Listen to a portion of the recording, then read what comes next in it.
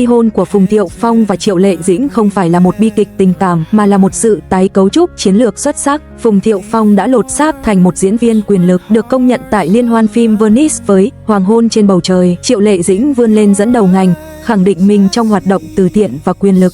Hai người đã phá bỏ mô hình kinh doanh vợ chồng truyền thống, đạt được bước nhảy vọt về giá trị thông qua hoạt động độc lập. Mức độ cao nhất của mối quan hệ là làm vua theo đúng nghĩa của nó. Các bạn ơi, hãy cùng nói về một điều gì đó mang tính đàm tiếu nhưng không hoàn toàn là đàm tiếu. Gần đây, một số người soi mói Phùng Thiệu Phong và Triệu Lệ Dĩnh bằng kính lúp, nói rằng cả hai đều trở lại. Sau ly hôn, một người xông pha đến Venice, người kia trở thành lãnh đạo cấp cao, khiến nó trông giống như một cái kết cổ tích nơi những tấm gương vỡ không thể vá lại, nhưng mỗi tấm đều đẹp theo cách riêng của nó.